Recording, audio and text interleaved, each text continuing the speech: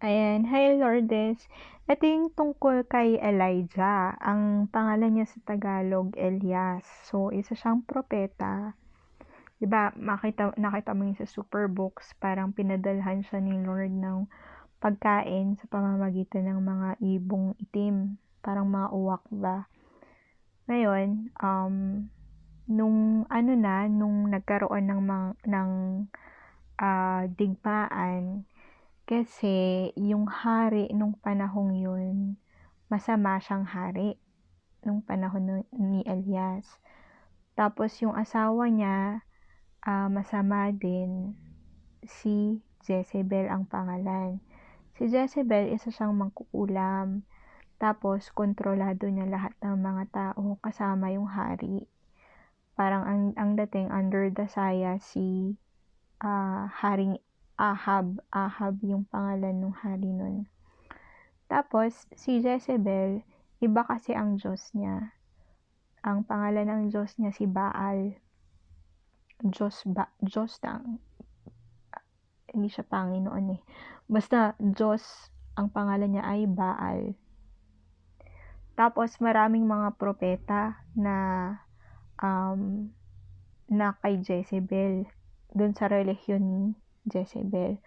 Halos 4,000 ata yun. Ngayon, may mga propeta din na kay Lord Jesus. Siyempre dati hindi pa Jesus yung pangalan niya kasi hindi pa siya pinapanganak. Ang pangalan ng Panginoon dati ay Yahweh o Diyos ng Israel.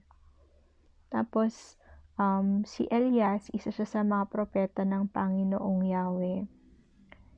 And, si Elias, malakas ang loob niya nun, pinagpapatay niya lahat ng propeta ni Baal at ni Jezebel.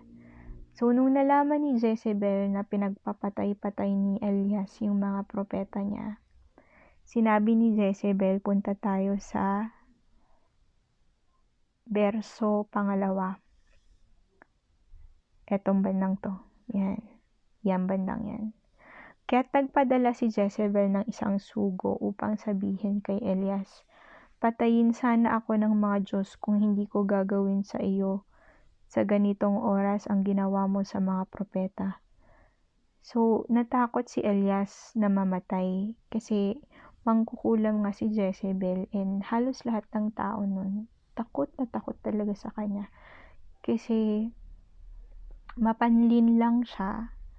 Tapos,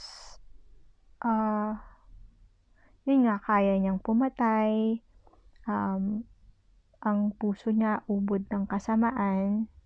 So, natakot si Elias na mamatay, kaya't umalis siya at nagpunta sa Beerseba, sa lupain ng Juda kasama ang kanyang utusan. Nagtago na lang si Elias. Nung nandun na siya sa lugar na yon, iniwan niya yung isa niyang kasama. Utusan daw siya. May kasama siyang utusan. Tas isang pumunta ni Elias sa ilang, verso 4, yan. Pagkatapos ng maghapong paglalakad ay naupo si Elias sa ilalim ng isang puno at nanalangin ng ganito, Yahweh, kunin na po ninyo ako. Ako po'y hirap na, mabuti pang mamatay na ako. Pagkatapos nahiga si Elias at nakatulog dun sa ilalim ng puno. So, nadidepress netong time na to si Elias. Kasi yun nga, dahil natakot siya kay Jezebel, parang ang pakiramdam niya talunan na siya. Ngunit, nagpadala ang Panginoon ng isang anghel. Habang natutulog si Elias, kinalabit siya ng anghel at sinabi, gising na at kumain ka. Nang siya'y lumingon, nakita niya sa may ulunan niya ang isang tinapay na niluto sa ibabaw ng mainit na bato at tubig din na nakalagay sa isang lalagyan. Kumain siya at uminom. Pagkatapos ay humiga muli si Elias. Ngunit bumalik muli ang isang anghel, ay yung parehas na anghel na yun bumalik, pinabalik ng Diyos, ni Yahweh. Ginising uli si Elias at sinabi, bumangon ka at kumain. napakahaba pa ng lalakarin mo. May lugar pa kasi na kailangang puntahan, may lugar pa na pupuntahan at ditong parte na tayo, Lourdes, yan. Mahaba pa yung may pupuntahan pa si Elias na lugar. Ngunit yun nga, dahil nalulungkot siya, natatakot din dun sa naging digmaan niya kasama sa nakalaban si Jezebel, para siyang nagmukmuk ba dun sa ilalim ng puno na parang napanghinaan na siya ng loob. Pero yung pangalawang beses na dumating yung anghel, sinabi sa verso 8, ayan, sa pangwalong verso, sabi dito, kumain nga si Elias at uminom. At ang pagkain yo'y nagbigay sa kanya ng sapat na lakas upang maglakbay ng 40 araw at 40 gabi hanggang sa Sinai, ang bundok ng Diyos. Dati kasi, ang Panginoon, alam nilang ang kanyang tahanan ay ang isang bundok na tinatawag ng mga Hudyo, yung mga kamag-anak ni Jesus, na Sinai. Sinai yung pangalan ng lugar. Kunwari, Mount Apo, diba? May Mount Apo, may Mount Bayon. Ito naman, Mount Sinai, yung lugar na pinapanahanan ng Panginoon. So, yung dalawang beses na pinakain siya ng anghel, ng pagkain, ng tinapay na galing sa langit at tubig na galing sa langit, napalakas siya, napasigla siya para maglakbay ng 40 days and 40 nights. So, dito na tayo sa verso 9. Eto ba na? Yan, verse 9. Yan. Pumasok siya sa isang yungib, isang cave, isang kuweba, at doon nagpalipas ng gabi. Walang ano-ano'y nagsalita sa kanya si Yahweh. Anong ginagawa mo rito, Elias? Nagtago na naman siya sa isang kuweba kasi hindi yun yung lugar na gusto ni Lord na puntahan niya. So, nagtago siya doon sa isang kuweba kasi yun nga, nadidepress pa rin siya at napanghihinaan ng loob. Sumagot si Elias, Yahweh, Diyos na makapangyarihan sa lahat, ikaw lang po ang pinaglilingkuran ko sa tanang buhay ko. Subalit sinira po ng bayang Israel ang kanilang kasunduan sa inyo.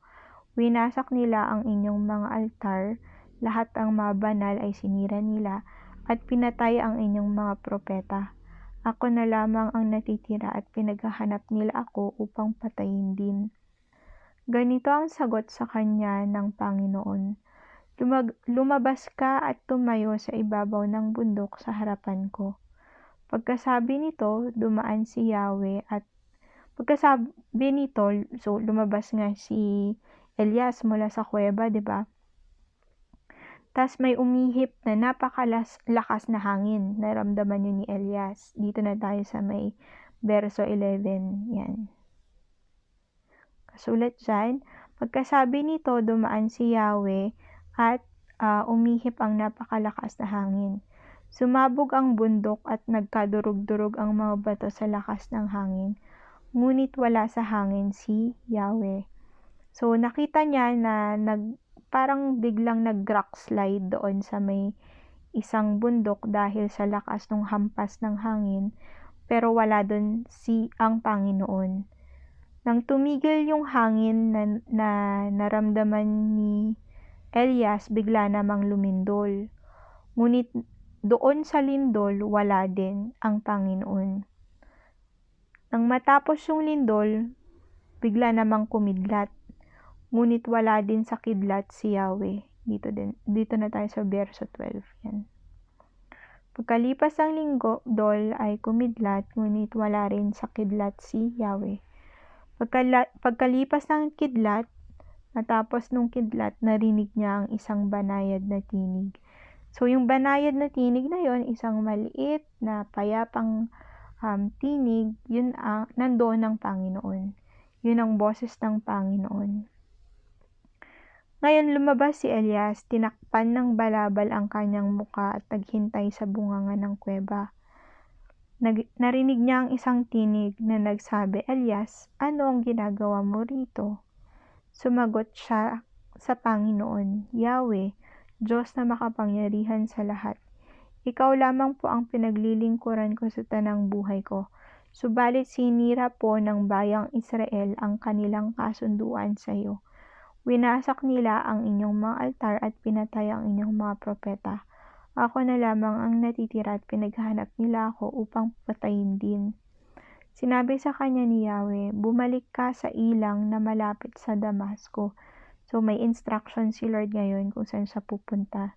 Pagkatapos pumasok ka sa lungsod at buhusan mo ng langis si Hazael bilang hari ng Syria at si Jehu na anak ni Nimsi bilang hari naman ng Israel. Buhusan mo rin ng langis si Eliseo na anak ni Safat na taga-Abel Mehola. Buhusan mo rin ng langis si Eliseo na anak ni Safat na taga-Abel Mehola bilang propeta na hahalili sa iyo. Ang makakaligtas sa tabak ni Hazael ay papatayin ni Jehu.